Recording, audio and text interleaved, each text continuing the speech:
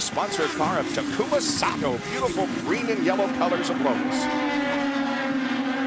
This is the first racetrack that he got behind the wheel of an Indy car, and he did it on a very, very cold test day. And one of the first things he did was spun off, not having tire warmers like they do in Formula One, and it was a quick education for Takuma Sato. But what was really impressive, Jan, inside of the first 15 laps he ever had this car here, he was well up in the top 10 on the grid. So he adjusted and adapted pretty quickly to what an Indy car can do in the power there.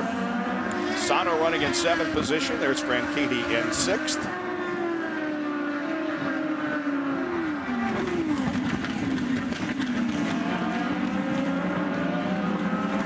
Marco Andretti running into 4th position. It is really good to see Marco running up front once again. He was good in the early stages at St. Petersburg and looking good here.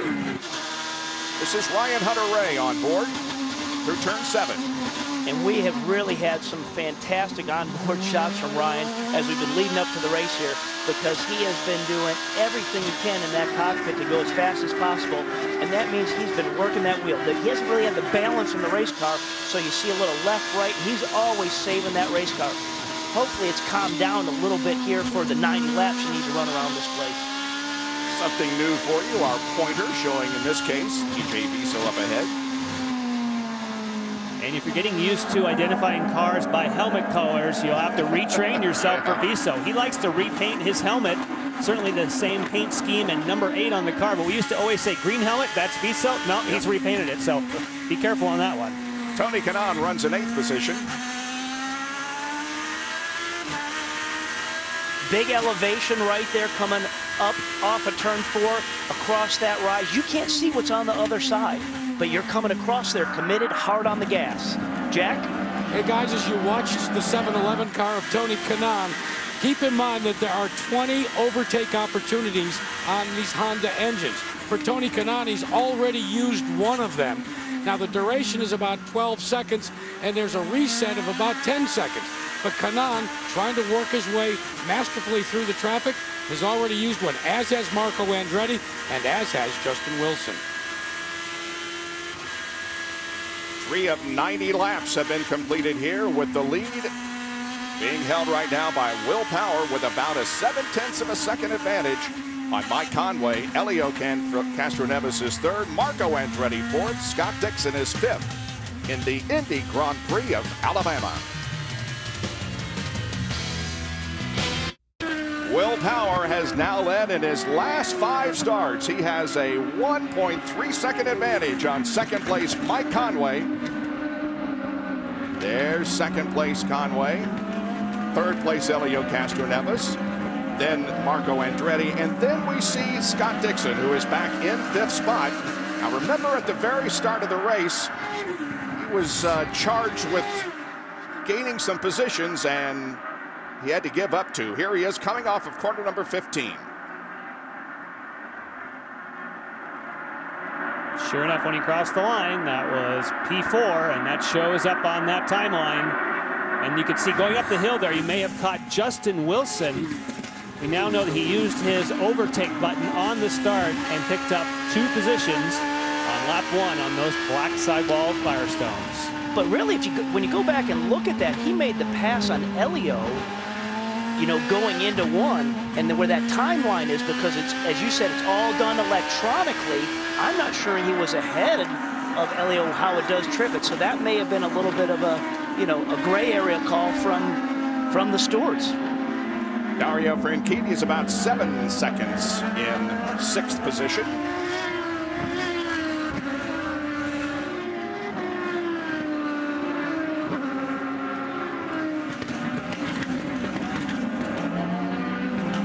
Dario Franchitti, Edinburgh, Scotland, team target. Colin McRae said it best. You're here for a good time, not for a long time. He says he has it on the back of his helmet as well, Colin McRae. Yep. That's good words to live by. Perfect saying for the back of the helmet. That turn 7 that he just went through is a real tight right-hander, and you are going downhill. It seems to me like it's very much like the corkscrew at Laguna Seca. Maybe not that dramatic, but it's a similar type of corner. Yeah, and they're slowing down to that right-hander there. It's probably about 60 miles an hour. But when they come off that corner, they are full on the power all the way through 9, 10 until they get to a turn 11. So it really is a crucial corner how they come off. Will Power leads. There he is. Mike Conway's hanging right in there. He's a little more than a second behind, but keeping him in sight at least. I think now, we're 8 laps into this. Now we want to kind of start seeing, we've talked about the Firestone tires and the reds, but the key thing is here, when do these red tires start going off, losing grip? And we'll get more back to that in a second. This would not be a problem. The window has opened for you to take the opportunity. Robbie Floyd? Guys, he told me he was going to be a pit strategy kind of race. Didn't qualify all that well. He did not test here. He's still getting used to this track. Complaining of understeer. He's been working to find that balance.